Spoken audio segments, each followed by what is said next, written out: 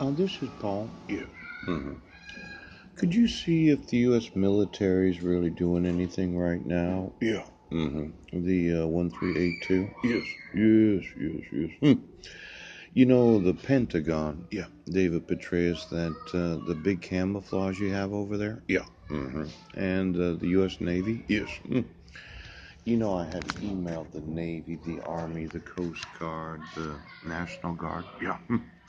Quite often I told well, actually all of them, but for sure the Washington State National Guard, Yeah. you're going to prison. Poop. See, the equal protections of the law require the enforcement of the treaty obligations of the state of Washington that they have with the actual Indian reservations. And for any of the actual state guards that allow for any Indian reservation to violate their treaty obligations, yeah, there is some liability on the part of the state National Guards. Now, let's say that you were in the National Guard, Rick Larson. Yeah. And you do know of the abuse and fraud of Medicaid. Yes. Because of the probable cause arrest. Or you did know I wasn't in Sequim, Washington. I can sue the National Guard for having you in the National Guard because of your misprisioning Yes. of Medicaid and Medicare abuse and fraud. Oh. Now, a lot of these that are in the police and sheriff's departments, Yeah. they have been or are in the military. Yes. Judge Porter, reserved with the United States Air Force. Yes. They can get sued Yes. for you being very complicit in Uh-huh. Medicaid and Medicare fraud and abuse. Oh. Yeah. Now, whoever within the jurisdiction of the United States, the 1382, Yes. goes upon any military, naval, or Coast Guard reservation, post, fort, arsenal, yard, station, or installation, for any purpose prohibited by law or lawful regulation, Yes. or whoever re-enters or is found with any in such reservation, post, fort, arsenal, yard, station, or installation, after having been removed therefrom or ordered not to re-enter by any officer, person in command, or charge thereof, Yes. shall be fined under this title or imprisoned not more than 6 months or both. Yes. Now, the individual that is in command, Yes. let's say you made a look-alike spouse. Your look-alike spouse goes to the nearest National Guard Yes. reservation, decides to give you lunch. It's not the woman you married. No.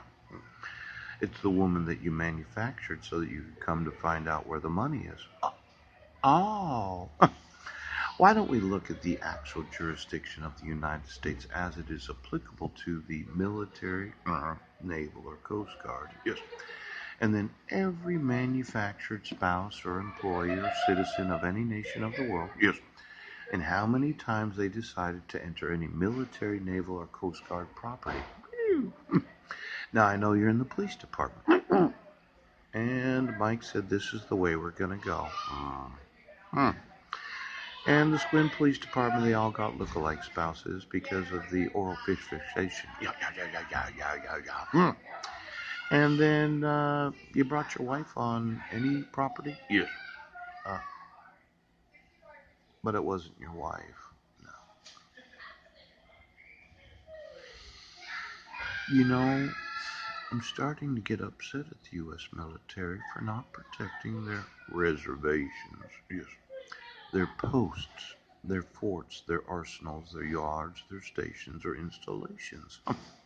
Now, if you happen to be ordered off any of the military property, because they find out that, oh, you have a look-alike, you have a look-alike spouse, Yes. you have look-alike children, Yeah. you know, I would think that it would be a dishonorable discharge to be active duty and be asked to leave any property of the U.S. military. I know you're concerned about your pension, Judge Porter. But if the Air Force doesn't ask you to leave the Air Force at this very moment, it's going to cost them hundreds of billions of dollars.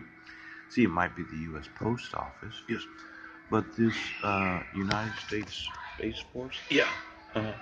It could cost them $10 billion a year. He said, "Well, I gotta talk to you."